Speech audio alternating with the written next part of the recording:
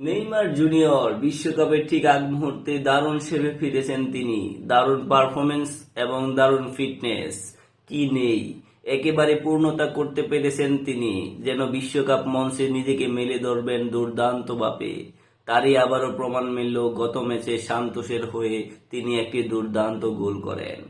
ঠিক মাঝ মাঠ থেকে একাই বল কেটে নিয়ে যান, তারপর ডি বক্সের বাহিরে একটু দূর থেকে আবারও একজনকে পাস দেন।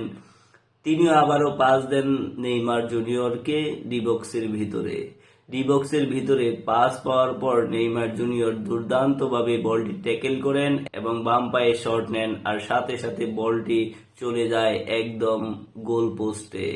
গোলবারে বল পৌঁছে গেলে দুর্দান্ত উদযাপন করে নেইমার জুনিয়র, আর সাথে একটি তিনি অ্যাসিস্ট করেছিলেন এই ম্যাচে। আর আজকের খেলাটি কার্লো আনচেলত্তি নিশ্চয়ই দেখেছেন, তিনি কিভাবে ব্রাজিল দলকে নেইমার দিয়ে সাজাবেন এবং নেইমারের পারফরমেন্স দেখাবেন। এটাই হয়তো এখন দেখার বিষয়। তবে নেইমারকে নিয়ে বলতেই হলে একটি কথাই বলবো, তিনি দুর্দান্ত কামব্যাক করেছেন বিশ্বকাপের আগ মুহূর্তে। আহারে রিয়াল মাদ্রিদ কতটা কষ্ট দিবি। এল ক্লাসিকোতে বার্সেলোনার বিপক্ষে হেরে গেল 2-0 গোলে। চ্যাম্পিয়ন হলো বার্সেলোনা। দিলটারে একেবারে সেদা করে দিল। জন রিয়াল মাদ্রিদ ভক্ত হিসেবে আর মেনে নিতে পারলাম না। আহারে রিয়াল মাদ্রিদ কতটা কষ্ট দিছস ভাই। গোল খাইছস তো এবার 9 মিনিট থেকে গোল খাওয়া শুরু করতে হয়।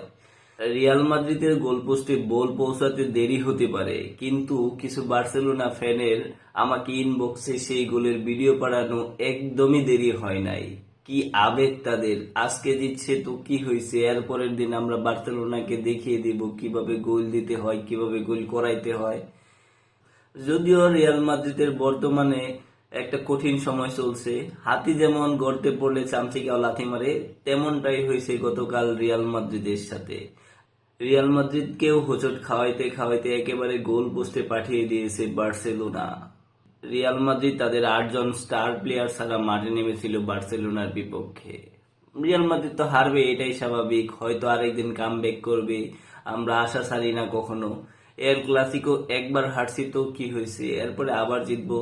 অপরদিকে অভিনন্দন বার্সেলোনা দলকে। বার্সেলোনা দল তাদের চ্যাম্পিয়ন হওয়ার যোগ্যতা অর্জন করেছে এবং তারা ভালো করে চ্যাম্পিয়ন হয়েছে। রিয়াল মাদ্রিদ আজকে হারছে তো কি হয়েছে, সবসময় রিয়াল মাদ্রিদ ফ্যান হিসেবে রিয়াল মাদ্রিদের পাশে আছি, পাশে থাকবো, সবসময় থাকবো। প্রেমিকা যেমন কয়েকদিন পর পর ব্রেকআপের নামে চলে যায়, আবার সেই কামব্যাকের অপেক্ষায় থাকি, সেই রকমই রিয়াল মাদ্রিদও আবার কামব্যাক দিবে, সেই আশায় বসে আছি।